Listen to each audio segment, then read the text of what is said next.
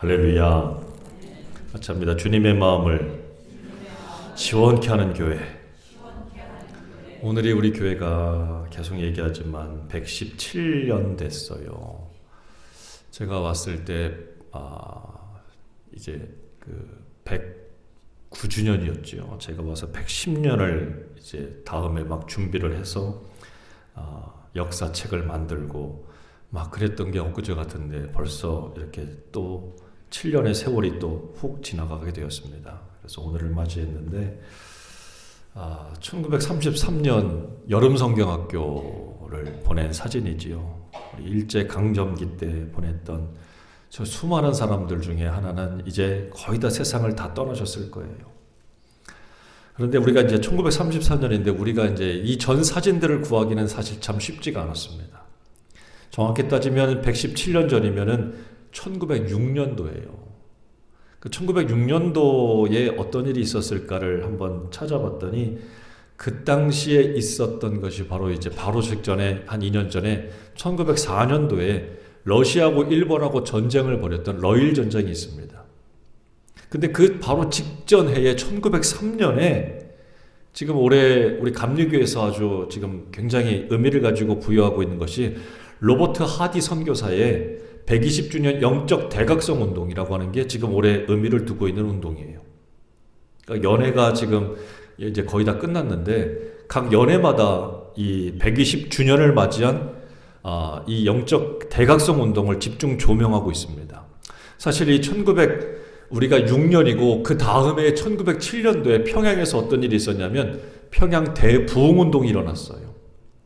그러니까 우리가 지금 우리 교회가 설립된 거 바로 그 사이에 끼어있는 시대예요. 1903년도에 영적 대각성 운동이 시작되면서 전쟁이 벌어졌지만 이듬해 1907년도에 평양에서 대부흥운동이 시작되고 그 부흥운동이 어디까지 막 오냐면 이 공주 땅까지 막 밀려 내려왔던 거예요. 그때에 우리가 있었습니다. 그러니까 1903년도에 원산이죠. 지금 저 이북에 있는 원산에서 당시에 남감리회 소속이었던 여선교사 캐롤과 노울주 그리고 하운셀이라고 하는 여자 선교사들 그리고 캐나다에서 온 장로교 선교사였던 맥컬리라고 하는 분들이 모여가지고 사경회를 했어요. 당시에 사경회는 일주일 동안 합니다. 일주일 동안. 근데 그때 그 강사를 누구를 시켰냐면 이 사진 밑에 나와 있는 하디 선교사에게 그 사경회 인도를 부탁했던 거예요. 자, 근데 이 하디 선교사는 당시에 한국에 온 게 한 13년째입니다. 조선 땅에 온 게 한 13년째가 됐는데도 우리로 말하면 선교에 대한 실적이 미미했던 상태였어요. 그러니까 뭘 열심히를 하긴 했는데 열매가 없는 거예요. 얼마나 답답해. 얼마나 속상하겠어요. 자, 그러니 이런 답답한 상황에서 이 사경회를 부탁을 받았으니까 그걸 가지고 이제 사경회를 시작했던 겁니다. 자, 그런데 가만히 보니까 사경에 와서 자기의 선교가 잘 안 됐던 이유를 돌아보니까 이 조선 사람들이 못해서 그런 게 아니라 누가 못한 거냐? 자기가 못한 거예요. 조선의 환경이 좋지 못해서 그런 게 아니라 내 자신이 하나님을 의지하지 않고 성령의 인도함을 받지 않았던 내 내적인 잘못이 더 크다는 걸 깨달았어요. 그래서 그걸 어디서 얘기하느냐? 그걸 깨닫고 회개하기 시작한 거예요. 자, 이 회개한 모습을 보고 같이 있던 이 동료 선교사님들도 같이 은혜를 막 받기 시작해요. 그러면서 그렇구나. 우리가 이 외적인 요인에서 뭔가 허물을 찾고 잘못되고 안 되는 이유를 찾았는데 그게 아니라 정작 잘못은 내 안에 있었구나. 선교사님들이 그걸 다 깨닫기 시작한 거예요. 그리고 사경회를 마치고 그 다음 주일에 이제 사람들이 같이 모인 거예요. 거기서 선교사님이 얘기했어요. 여러분 잘못했습니다. 사람들이 깜짝 놀랐어요. 왜냐하면 당시 선교사들을 바라보는 조선 사람들의 눈빛은 경외심, 존경심도 있지만 사실은 뭐 저렇게 뻣뻣해 라고 하는 마음도 있었거든요. 한없이 높은 사람들인 줄만 알았는데 그 사람들이 스스로 이 조선 사람들, 특히 우리나라 사람들을 향해서 머리를 숙여서 사과하기 시작한 거예요. 죄송합니다. 잘못했습니다. 제가 잘못했어요. 제 죄가 큽니다. 아니 선교사님들이 막 죄를 대해서 고백하기 시작한 거예요. 자, 이게 시작이 된 겁니다. 그걸 자극받아서 집회 때가 됐는데 사람들이 같이 모여서 어떤 일이 벌어지냐면 갑자기 벌떡 일어나서 제가 간음했습니다. 제가 10년 전에 어떤 사람 걸 띄어먹었어요. 제가 도둑질을 했어요. 막 이런 일이 벌어지기 시작했어요. 제가 누구를 미워했어요. 누구와 다투고 싸웠어요. 갑자기 막 여기저기서 일어나더니 자기의 죄를 고백하기 시작하는 일이 벌어졌던 거예요. 그리고 막 눈물을 흘리고 땅을 치고 통곡하고 막 회개하는 일들이 벌어지기 시작한 겁니다. 이게 1903년도에 일어났던 우리나라의 영적 대각성 운동의 시작입니다. 이렇게 시작된 것이 1904년도에 러시아와 일본이 이 땅에서 전쟁을 벌이고 아주 참혹한 세상이 되었죠. 그런데 놀라운 건 이 열기가 식지 않고 비록 불과 또 이제 1907년도에 3년 뒤에 벌어지는 이 평양 대부흥 운동의 시작이 되었고 식지 않는 그 열정이 계속해서 이어졌다는 사실이에요. 그 사이에 끼어 있는 게 바로 우리 교회의 시작입니다. 우리 교회의 시작이 바로 이렇게 놀라운 역사의 운동 가운데 있었다는 사실이지요. 그 당시에 대한제국의 말기는 참 비참하고 참 열악하기 그지없었어요. 하지만 제가 지금 드리고 싶은 말씀은 굉장히 열악하고 답답한 조선의 그 상황 속에서 우리는 하나님의 마음을 시원케 해드리는 역사의 시작을 했다라는 사실이에요. 여러분, 환경 때문에 주님이 기뻐하고 주님의 마음을 시원케 해드리는 게 결단코 아니라는 사실입니다.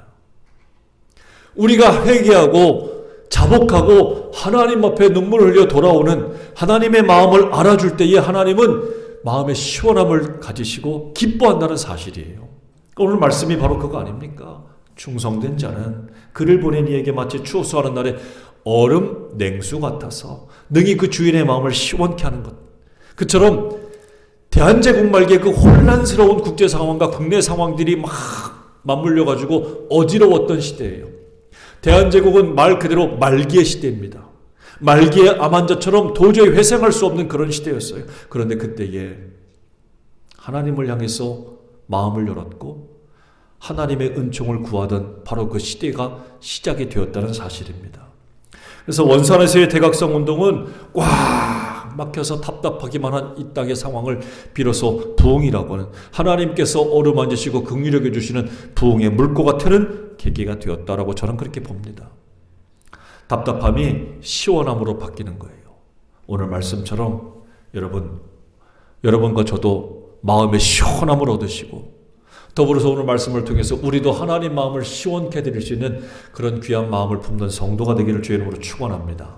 자, 그러면 주님의 마음을 추수하는 날에 얼음 냉수처럼 시원케 하는 교회일까? 이걸 물어보고 싶은 거예요. 우리 교회가.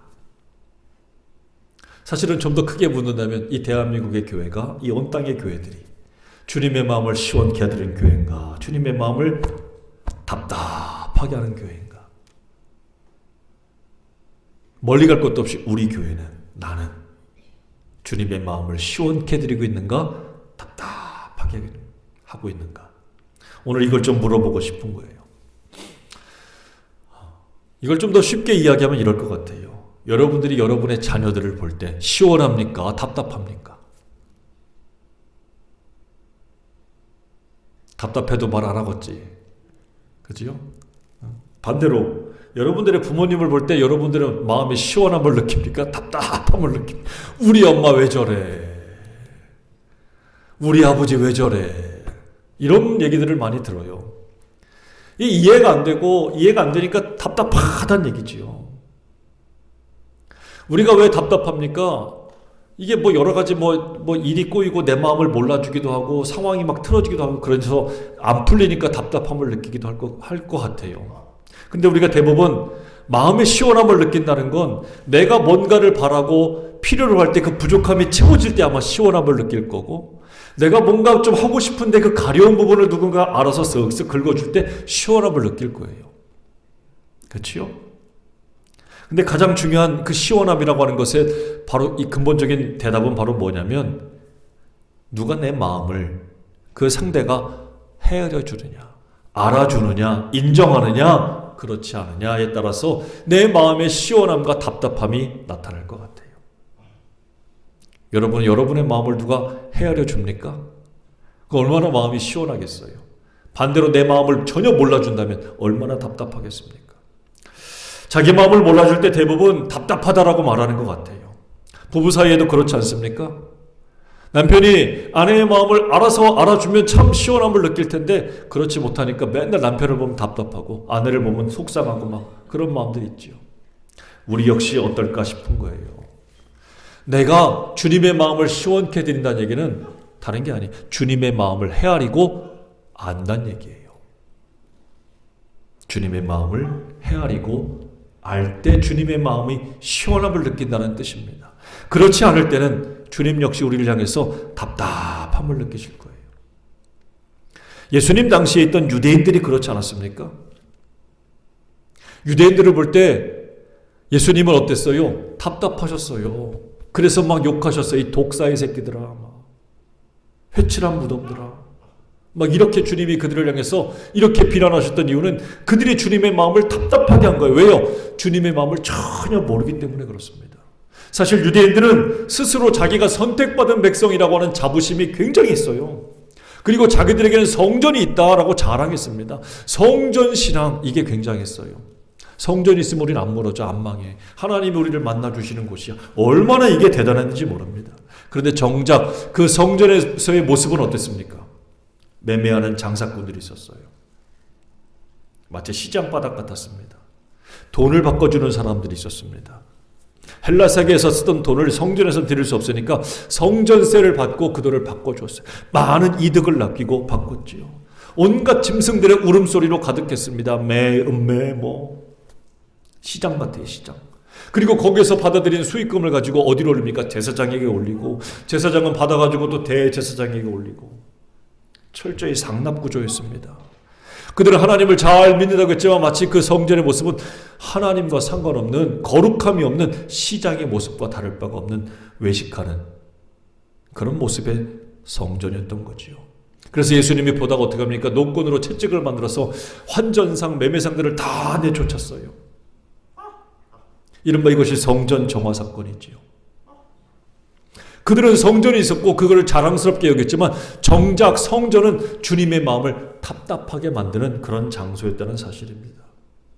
바리새인들과 서기관들은 어떻습니까? 이른바 소위 그들은 성경 박사예요.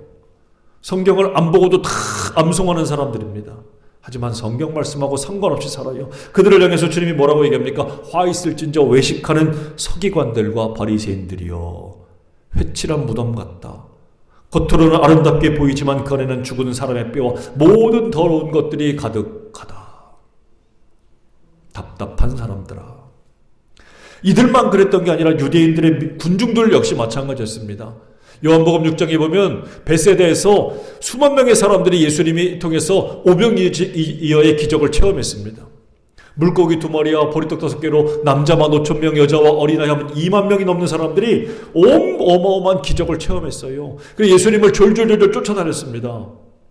왜? 예수님을 왕 삼으려고. 예수님을 왕 삼으면 안 굶잖아. 얼마나 좋겠어요. 그런데 예수님이 하늘에 대해서, 하나님에 대해서, 보이지 않는 세상에 대해서, 천국에 대해서 말씀을 가르쳐 줍니다. 그랬더니 사람들이 무슨 말이야, 못 알아듣겠다, 어렵다 그랬더니 요한복음 6장 66절에 그때부터 그의 제자 중에서 많은 사람이 떠나가고 다시 그와 함께 다니지 않았다. 주님의 마음을 모르니까 지들도 답답한 거예요. 근데 반대로 저런 사람들을 보고 주님은 또 얼마나 답답하셨을까. 서로의 마음을 헤아리지 못하고 이해하지 못하면 이렇게 답답함이 계속해서 커진다는 사실입니다. 고구마를 한 100개쯤 먹은 것처럼 유대인들은 예수님의 마음을 언제나 항상 답답하게 만들었다는 얘기예요. 그렇다면 오늘 우리는 어떠냐 이거죠. 나는 어떠냐 이거예요. 나는 주님의 보시기에 시원함을 드리는 것 같습니까? 나를 볼 때 주님이 시원함을 느끼시는 것 같아요? 아니면 답답함을 느끼시는 것 같습니까? 그렇다면 오늘 어떻게 해야 우리가 주님의 마음을 시원하게 드릴 수 있을까? 제가 이번 설교는 굉장히 고민하고 고민을 많이 했어요. 어떻게 해야, 여기까지 오다가 어떻게 해야 주님의 마음을 시원케 드릴 수 있을까? 뭘 해야 될까? 제가 여기서 힘들었던 이유는 뭘 자꾸 해야 된다라고 하는 생각이 제 머리에 꽂혀 있기 때문이었어요. 그런데 그게 아니었습니다. 주님이 가장 기뻐하시고 시원함을 느끼시는 게 뭘까를 생각했더니 이거. 뭐라고요? 믿음을 가지는 거예요. 아니, 목사님, 나 믿는데요. 나 하나님 정말 잘 믿는데요. 정말 그럴까? 히브리서 11장 6절에 믿음이 없으면 하나님을 기쁘게 못한다고 그랬죠. 믿음을 가지고 있어야 하나님을 기쁘게 한다는 뜻입니다. 그리고 그런 사람들은 믿음을 가지고 하나님께 나아가면 반드시 어떻게 하라? 그분이 계신 것. 또한 그분을 찾는 사람들에게 뭘 주신다고요? 상 주시는 분을 믿어야 된다. 이렇게 말씀하고 있어요. 히브리서 11장에서는 이 믿음에 대해서 강조하고 있습니다. 왜 이렇게 믿음에 대해서 강조할까, 성경은? 그것은 믿음이 있어야 하나님의 마음을 시원케 하기 때문이라는 거예요. 근데 중요한 것이 바로 뭐냐면 우리가 착각하는 것 중에 믿음을 가진 것 같은데 왜 하나님을 기쁘시게 못하고 시원하게 못할까라는 것을 생각해 보면 착각하기 때문이에요. 뭘 착각하느냐? 믿음과 신념을 착각하는 거예요. 여러분, 이거 혼돈하지 말아야 돼요. 여러분, 하나님 믿으십니까? 안 믿어요? 갑자기 물어보면 머리가 정지가 돼서 대답을 못해. 다시 물어볼게요. 그래서 여러분, 하나님을 믿으십니까? 정말 잘 믿으시지요? 자, 우리가 이렇게 하나님을 믿어요. 우리가 하나님을 믿을 때 내가 하나님 믿어요, 나 하나님 믿어요 라고 말할 때 때론 그게 뭐처럼 느껴지냐면 자기 자신이 하나님을 믿는 어떤 사상이나 이념과 비슷한 신념처럼 말하는 경우들이 있다는 사실입니다. 신념이라는 게 뭡니까? 굳게 믿는 믿음이란 얘기예요. 굳게 믿는 믿음. 이 신념의 주체는 바로 뭐냐면 나예요, 나. 자기 자신이 바로 신념의 주체인데 이 신념과 비슷한 말이 바로 뭐냐면 가치관이나 운명이나 이념 같은 겁니다. 여러분, 공산당들도 공산주의 사상을 믿습니다.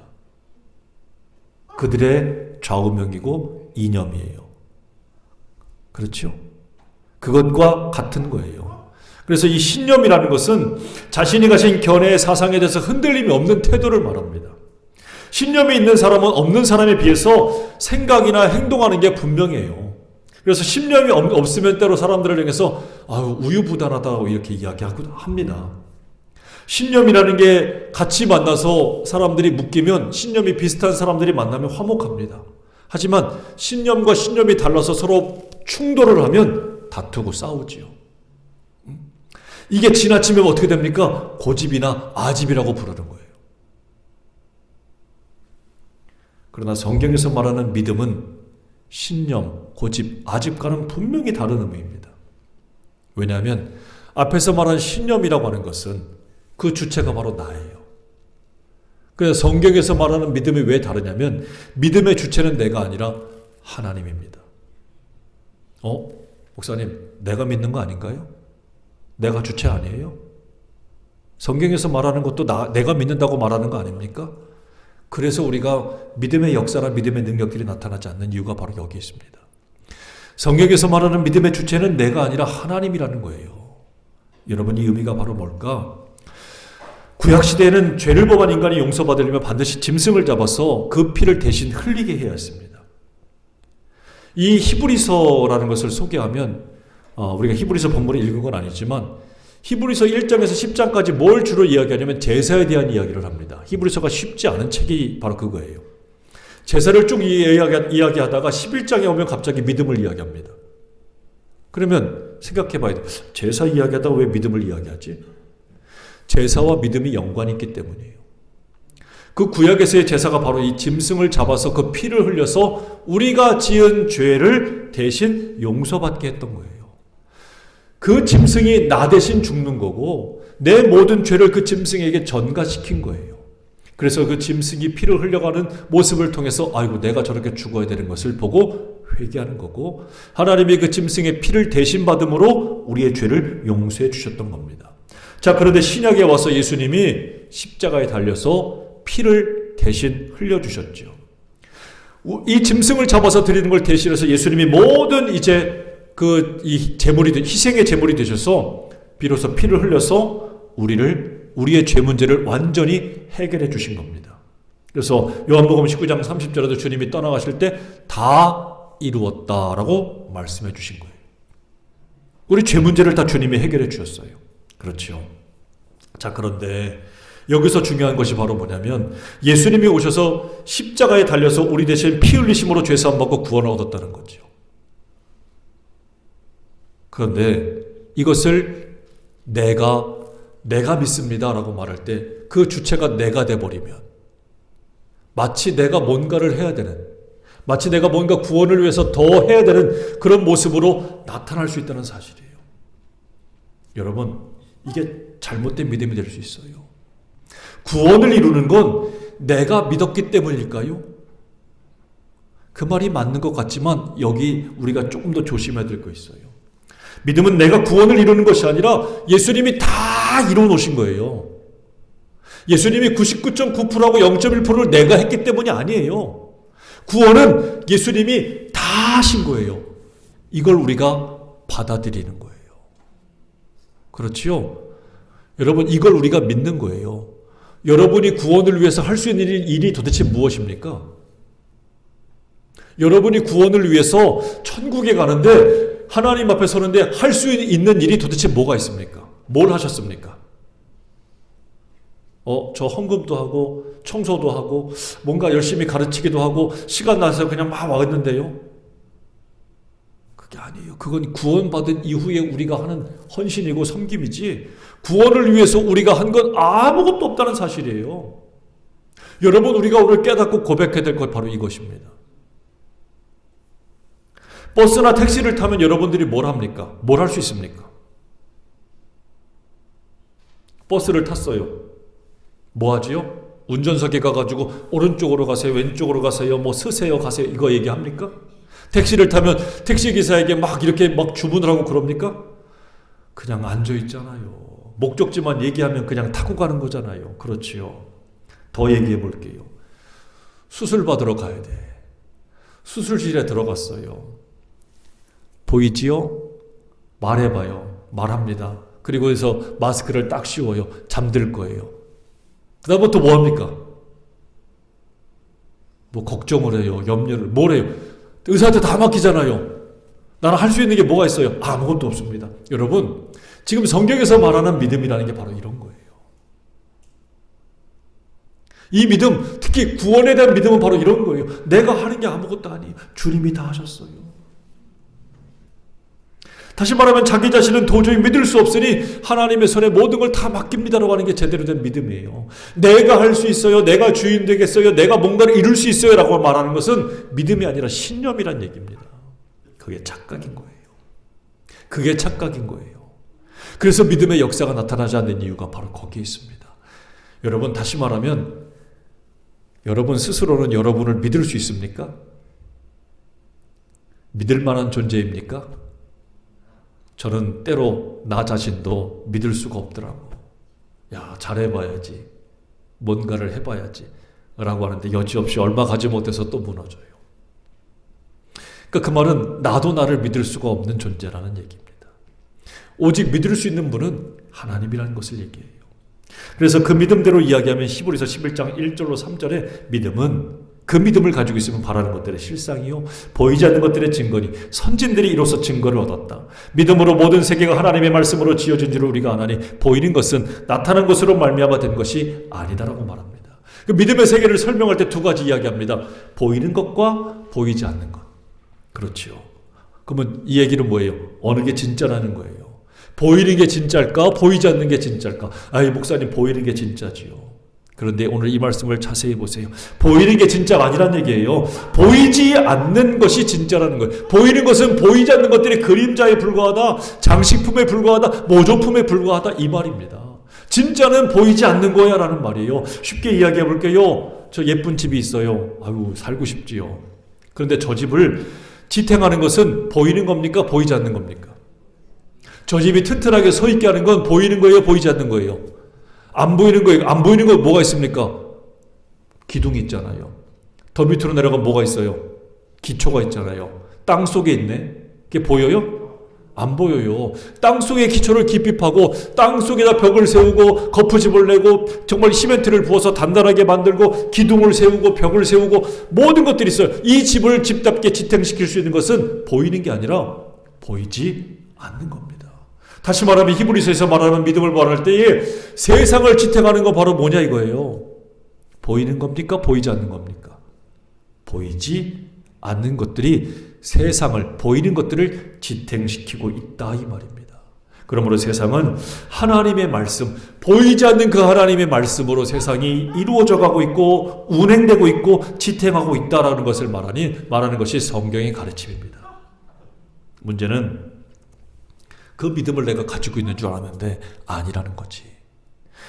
믿음을 가지고 산다고 하면서도 정말 어려움을 만날 때 왜 우리가 난관에 부딪힐 때 믿음의 말을 하지 못하고 믿음대로 살지 못하느냐?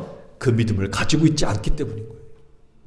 여전히 내가 주인 되어서 내가 뭔가를 할 수 있다고 여기기 때문에 어려움을 만나고 정말 이 어려운 난관에 이를 부딪힐 때에 잘 되지 않는 이유가 바로 여기에 있다는 사실입니다. 여전히 내 인생의 주체, 주인이 나라는 거예요. 내가 가진 믿음, 달리 말하면 신념을 가졌던 거지 믿음이 아니었던 거예요. 그래서 착각하는 거예요. 그 믿음이 바로 뭡니까? 예수님을 만났어요. 예수님 다 부활한 예수님을 제자들이 만났는데 그때 도마는 예수님을 못 만났어요. 그랬더니 내가 못 봤으니까 예수님 나 믿을 수가 없어. 내가 만져보기 전에 예수님 나 믿을 수 없어. 이랬거든요. 그런 도마를 위해서 8일이 지나서 주님이 도마에게 오셔서 하신 말씀이 바로 이겁니다. 만져봐라. 만져봐라. 그리고 넣어봐라 그래요. 그래요. 믿음 없는 자가 되지 말고 믿는 자가 되라. 도마가 대답하기를 이르되 나의 주님이시요 나의 하나님이시니이다. 예수께서 이르시되 너는 나를 본고로 믿느냐? 같이 합니다. 보지 못하고 믿는 자들은 복되다. 보지 않고도 그것을 믿는 사람들이 복되다. 진짜 우리를 지탱하는 게 뭔지 아니? 보고 믿는 게 아니야. 안 보고도 믿는 거야. 왜냐하면 안 보이는 것들이 보이는 것들을 지탱시키는 진짜 힘이기 때문이다. 그러므로 하나님을 기쁘시게 한다는 것은 바로 뭐냐? 시원하게 한다는 것은 바로 뭐냐? 하나님이 모든 것의 주인 되시고 나의 주인 되시고 하나님이 이루어 가신다는 것을 믿는 믿음을 가진다는 거예요. 그 믿음이 하나님을 기쁘시게 한다는 사실입니다. 보고 믿는 것은 신념이나 확인이에요. 그것을 주님이 기뻐하는 게 아니에요. 그때는 주님이 답답하는 거예요. 얘는 아무리 보여줘도 아무리 얘기해도 믿지를 못하는구나. 나를 인정하지 못하는구나. 주님이 그래서 답답하는 거예요. 눈에 보이는 것은 그 너머에 역사하시고 있는 하나님이 계시다는 것을 우리가 깨닫고 그것을 붙잡아야 됩니다. 그러므로 이 믿음을 가진 사람은 흔들리지 않습니다. 사랑하는 여러분, 하나님의 마음을 시원케 하려면 같이 합니다. 믿음의 말. 무슨 말이요? 믿음의 말을 해야 돼. 믿음의 말이 뭘까요? 내가 할 수 있어요. 나는 할 수 있어요. 나는 됩니다가 아니에요.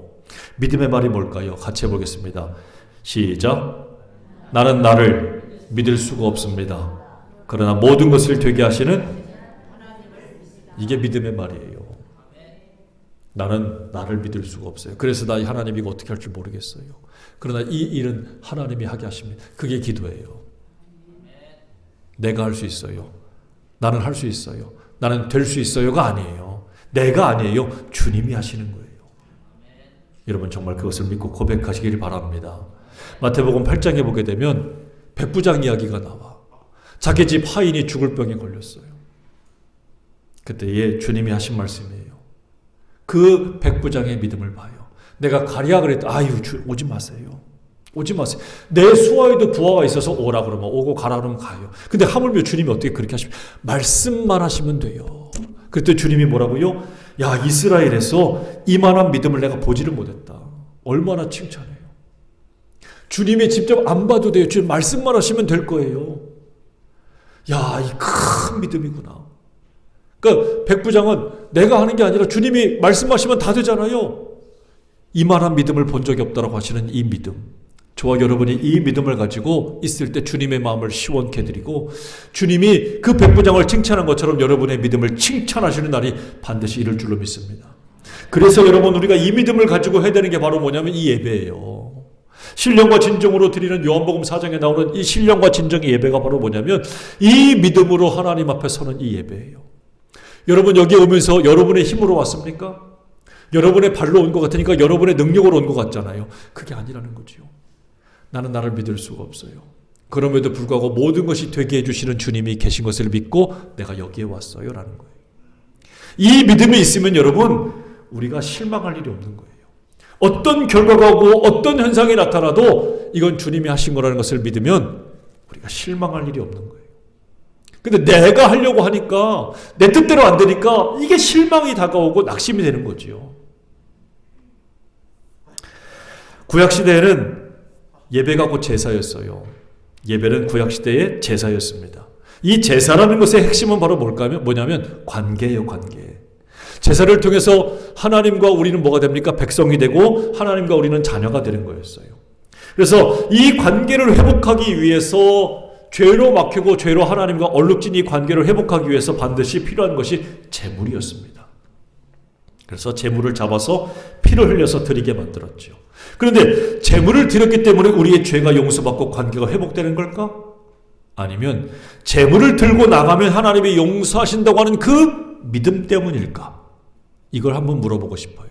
뭐 때문에 우리가 하나님 앞에 용서받고 하나님과의 관계가 회복되는 걸까요? 제물을 드렸기 때문에 아니면 제물을 들고 나오면 너의 죄를 용서해 주신다는 말을 믿었는 이 믿음 때문일까? 뭐 때문일까요? 믿음 때문이에요, 여러분.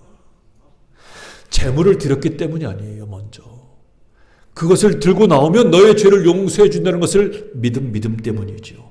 행위가 먼저가 아니라 믿음이 먼저라는 말입니다. 믿음을 하나님이 먼저 받으시는 거예요.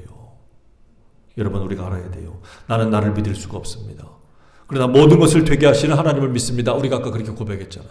이 믿음이에요. 이 믿음이에요. 그런데 이스라엘은 자꾸 못해요. 제물만 드리면 용서받는 줄 알았어요. 나 할 거 했다. 드릴 거 드렸다. 찬송할 거 찬송했다. 예배할 거 했다. 그래 난 아무 다 했다. 마음으로는 하나님을 섬기지 않는 거죠. 그런 제사, 그런 예배를 받을 때 하나님의 마음이 시원할까요? 답답한 거예요. 그래서 예배 내가 드려주는 것으로 착각하는 사람들이 많습니다. 그거 내가 드려주지 뭐. 내 시간, 내 물질, 내 정성으로 드려주면 하나님은 꼼짝없이 받으시겠지. 여러분 이게 착각이고요. 그래서는 안 되는 거지요. 예배는 오직 하나님이 베푸신 그 은혜 때문이 십자가 은혜 때문입니다. 그 은혜로 말미암아 우리가 구원받은 거예요. 내 힘과 내 재물과 시간으로 드리는 게 아니라 오직 그 은혜로 십자가의 은혜로 말미암아 내가 하나님 앞에 서는 거예요. 내가 하는 게 아니에요. 하나님이 모든 걸 베푸시고 내가 그것을 기쁨으로 받아들이는 것뿐입니다. 그러므로 신령과 진정으로 드리는 예배는 내 힘이 아니라 성령님의 임재와 지시, 그것에 대한 순종하는 믿음으로 하나님께 나가는 그 믿음의 자세, 그것을 의미합니다. 그러므로 하나님과 나와의 관계는 내 힘과 내 노력이 아니라 나를 죽기까지 사랑하신 하나님의 은혜로 이루어진다는 것을 깨닫는 저와 여러분 되길 바랍니다. 예배는 내가 하나님을 위해서 무슨 노력을 했느냐를 자랑하기 위해 드리는 게 아니에요. 그 은혜와 사랑에 대해서 늘 감사함으로 나가는 게 바로 예배라는 거지요. 그것이 예배당 바깥으로 나갔을 때는 전도가 되고 선교가 되고 헌신이 되고 봉사가 되고 섬김이 되는 거예요. 바로 여기서 시작을 해야 됩니다. 주님의 마음을 시원케 한다는 것은 내가 나의 주인이 아니라 하나님이 나의 주님을 고백하는 거예요. 그게 진짜 예배입니다. 나를 높이고 자랑하고 공로와 업적을 내세우면 오히려 그것이 하나님의 마음을 더 답답하게 만드는 거예요. 교회의 본질을 회복하자. 교회다운 교회가 되어야 된다라고 이렇게 말하잖아요. 교회다운 교회, 교회의 본질이 바로 뭘까요? 술을 팔면 똑같은 장소로도 술집이 돼요. 빵을 팔면 같은 장소로도 빵집이 됩니다. 그러나 똑같은 장소로도 예배를 보면 예배당이 돼요. 건물이 중요한 게 아니란 얘기죠. 나의 주인은 내가 아니에요. 나를 지으신 주님입니다. 예수님이 함께 하지 않는 곳은 하나님의 집이 아니란 얘기인 것처럼 범사에 늘 주님과 동행하는 믿음직한 성도가 될 때에 그곳이 바로 예배하는 자리가 돼요. 이렇게 건물이 아니더라도 바깥 뜰이라도 허름한 공터라도 그곳에 주님과 함께하면 주님께 머리 숙이고 주님이 나의 주인인 것을 고백하는 그 자리가 되면 그곳이 바로 예배의 초소가 될 수 있다는 말이에요. 그때의 주님이 기뻐하시고 주님의 마음을 시원케 해드릴 수 있다는 뜻입니다. 우리 교회가 주님의 마음을 시원케 해드리는 교회가 될까요? 여러분, 저는 이렇게 썼어요. 우리 교회가 주님의 마음을 시원케 해드리겠습니다. 여러분, 정말 이렇게 될 수 있기를 간절히 바랍니다. 또한 나가서 내가 주님의 마음을 시원케 해드리겠습니다. 이렇게 고백할 수 있기를 간절히 바랍니다. 여러분이 창립기념주일에 여러 가지 생각, 사건들을 많이 이야기하고 추억을 얘기하고 싶었는데 그게 의미가 없겠더라고요. 예배, 이 설교가 추억팔이의 장소가 아니라 진짜 본질이 뭔가를 다시 한번 생각해보고 그 의미와 뜻을 생각해보는 시간이 돼야 진짜 의미가 있겠더라고요. 여러분, 듣기에 따라서는 좀 쉽지 않은 설교일 수 있지만 여러분 깊이 생각하세요. 이렇게 해야 우리가 정말 주님을 기쁘게 하고 시원케 드릴 수 있는 성도가 됩니다. 믿음을 다시 가지십시오. 믿음을 다시 정비하십시오. 내 믿음을 바로 잡아야 정말 주님을 답답하게 하는 게 아니라 시원케 드릴 수 있습니다. 저와 여러분, 우리 교회, 저와 우리 모두가 주님의 마음을 시원케 드릴 수 있는 믿음직한 성도가 되기를 주의 이름으로 축원합니다. 기도하겠습니다. 아버지 하나님, 여전히 믿는다라고 말하지만, 우리가 믿음의 일을 한다라고 하지만 여전히 그 믿음의 주체가 내가 되어 있기 때문에 내가 주의 일을 열심히 감당하고 내가 믿어드린다고 착각하기 때문에 오히려 주님과의 관계가 막히고 주님의 일이 오히려 더 어렵게 되는 일을 겪게 되는 것 같습니다. 주님, 긍휼히 여겨 주시옵소서. 그리고 용서해 주시옵소서. 내가 믿는 것이 아니라 주님이 하시는 것을 내가 믿는 이 믿음이 되게 도와주시옵소서. 나도 나를 믿을 수 없다는 것을 깨닫게 해주시고 온전히 모든 것을 이루시고 되게 하시는 주님을 믿는 믿음으로 바로 서게 도와주시옵소서. 그리하면 교회가 교회답게 될 줄로 믿습니다. 하나님의 놀라운 역사를 이루시는 뜻을 보게 될 줄로 믿습니다. 우리를 향한 하나님의 뜻, 나를 향한 하나님의 뜻을 깨달아서 그것을 통하여 하나님의 마음을 기쁘게 하고 시원케 해드릴 수 있는 참 믿음의 성도, 믿음의 교회 되게 하여 주옵소서. 예수님의 이름으로 기도드립니다. 아멘. 다 함께 찬송합니다. 210장